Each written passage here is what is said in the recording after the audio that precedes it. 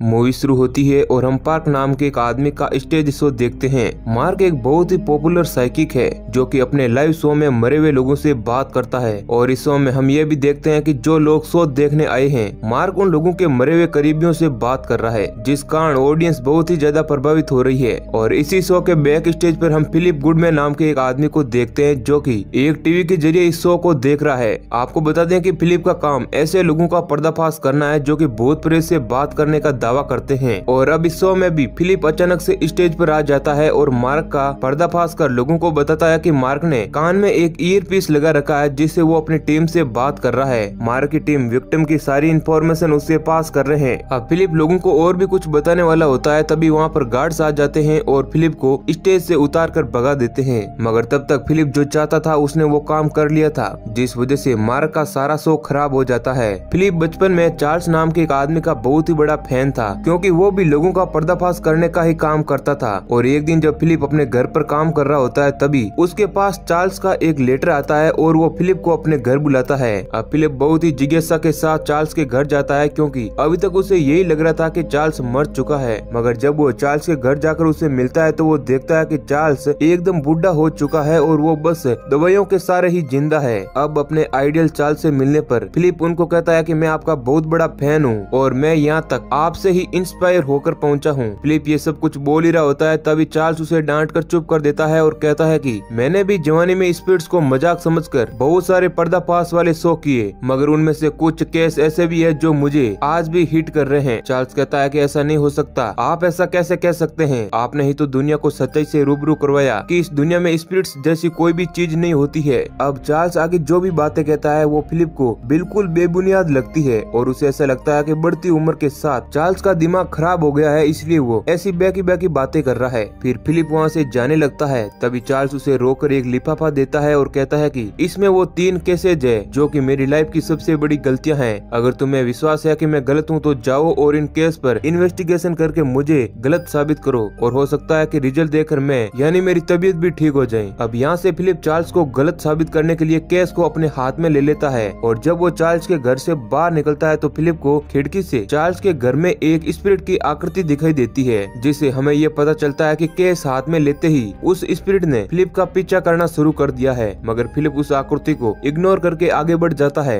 आगे हम देखते हैं कि फिलिप अपने पहले केस पर जाता है जो कि टोनी नाम के एक आदमी का है। टोनी से बात करने पर पता चलता है कि जब टोनी की वाइफ कैंसर के कारण मर गई थी तब टोनी ने चर्च जाना छोड़ दिया था। अब एक दिन जब वो रोजाना की तरह नाइट वॉचमैन के काम पर जाता है तो उसे वहाँ पर एक स्पिरिट बहुत ही बुरी तरीके से मारती है। फिलिप कहता है कि थोड़ा और डिटेल में बताओ। तब वो कहता है कि वो एक उजड़ी हुई बिल्डिंग में नाइट वॉचमैन का काम करता था और एक दिन जब वो काम पर जाता है और शुरू में तो उसे डेली की तरह सब कुछ नॉर्मल लगा, मगर कुछ देर बाद वो देखता है कि कोई इलेक्ट्रिसिटी की वायर बार बार खींच दे रहा है, जिस वजह से बिल्डिंग की लाइट चली जा रही है। टोनी को लगता है कि उसका कोई साथी उसके साथ मजाक कर रहा है, मगर कुछ देर बाद उस बिल्डिंग के अंदर से भी कुछ आवाजें आने लगती है। अब नाइट वॉचमैन होने के कारण वो अंदर चेक करने के लिए जाता है, मगर फिर से लाइट चली जाती है और अब टॉर्च की लाइट से वो देखता है तो उसे अचानक से एक बच्ची दिखती है जो कि तुरंत गायब हो जाती है। जिसके बाद टोनी वहाँ से भाग जाता है और एक रूम में पहुँचता है जिसमें ढेर सारी डमीज रखी हुई है और पीछे से रूम का गेट भी अचानक से बंद हो जाता है। अब टोनी की हालत खराब हो चुकी थी और तभी उन्हीं बॉडीज में से वही बच्ची की स्पिरिट निकलकर टोनी के पास आती है और अपने हाथों से टोनी को हग कर लेती है। अब इस दौरान टोनी एकदम चुपचाप खड़ा रहता है और बिल्कुल भी आवाज नहीं करता है। उस रात टोनी किसी तरह तो बच जाता है, मगर दोबारा वहाँ फिर से वो कभी भी काम करने नहीं जाता है। और इसी हादसे के बाद टोनी बहुत ही ज्यादा बदल गया है, जिसके बाद उसने चर्च जाना भी छोड़ दिया है। अब टोनी की इस बात को सुनने के बाद अब फिलिप इस निर्णय पर पहुंचता है कि ये सब कुछ बस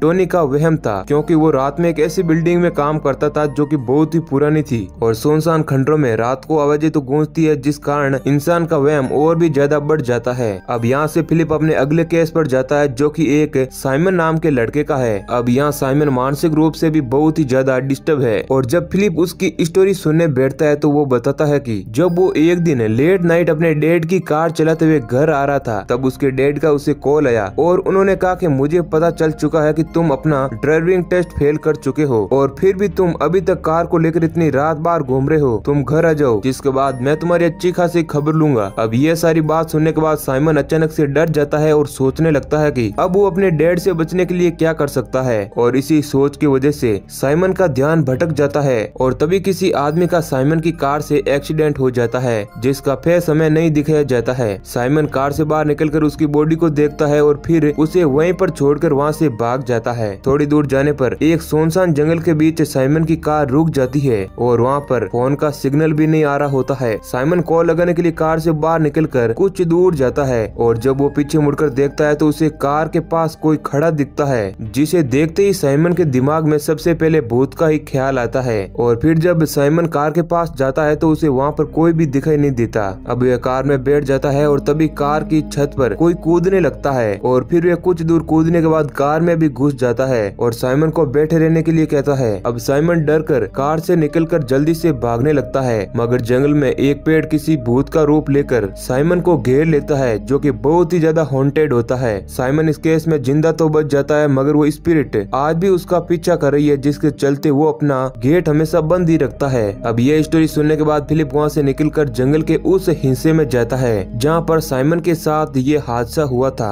और फिलिप वहाँ पर देखता है कि असल में जंगल के बीच एक पेड़ गिरा हुआ है, जिसकी जड़ों की आकृति किसी इंसान की तरह लग रही है और शायद साइमन ने अंधेरे में इसे ही देख लिया होगा, जिस कारण वो डर गया है और वो ये सब कुछ रिकॉर्ड कर ही रहा होता है। तभी फिलिप कुछ पैरानॉर्मल एक्टिविटी को महसूस करता है और जब वो अपनी कार के पास जाता है तो वो देखता है कि वो खुद कार में बैठा हुआ है, मगर जब वो कार खोलता है तो अंदर कोई नहीं होता है। इसी चीज से फिलिप थोड़ा डर तो जाता है, मगर वो इसे भी इग्नोर कर देता है। अब फिलिप अपने लास्ट केस पर जाता है, जिसमें वो माइक नाम के एक रईस आदमी से मिलता है और वो आदमी बहुत ही नॉर्मल लगता है और वो बहुत ही सिंपल वे में अपनी स्टोरी बताता है। वो कहता है कि जब उसकी वाइफ डिलीवरी से कुछ टाइम पहले हॉस्पिटल में थी, तब वो अपने होने वाले बच्चे के लिए रूम सेट कर रहा था, मगर इसी दौरान उस रूम में कुछ पैरानॉर्मल एक्टिविटी होने लगती है, मगर उसने उसे इग्नोर कर दिया। और रात के वक्त जब वो दोबारा उस रूम में आया तो उसे वहाँ पर अपनी वाइफ की स्पिरिट दिखाई दी और उसे देखते ही वो समझ जाता है कि शायद उसकी वाइफ मर चुकी है, इसलिए वो उस रूम में है। तभी अचानक से वो स्पिरिट माइक को हिट करती है, जिसके बाद माइक किसी पुतले की तरह खड़ा हो जाता है और जब उसकी आंख खुलती है तो वो हॉस्पिटल में होता है। अब ये सब कुछ बताने के बाद माइक अचानक से अपने आप को गोली मार लेता है और ये देखकर फिलिप के दिमाग के सारे फ्यूज उड़ जाते हैं, क्योंकि जिस तरह से माइक बात कर रहा था उससे ये नहीं लग रहा था कि वो कुछ ऐसा भी कर सकता है। अब फिलिप जल्दी से कैमरून के पास जाता है और कहता है कि ये सारे केस बकवास है, इनमें कुछ भी ऐसा नहीं है कि एक्सप्लेन किया जा सके। अब कैमरून उसे पहले शांत करता है और फिर कैमरून किसी स्नेक की तरह अपनी पूरी स्किन को निकाल देता है और अंदर से सूट बूट में माइक निकलता है और कहता है कि फिलिप, हमें जो हमेशा दिखता है वह सच नहीं होता है। और फिर माइक की दीवार को कागज की तरह फाड़ देता है और ये सब हमारे लिए एक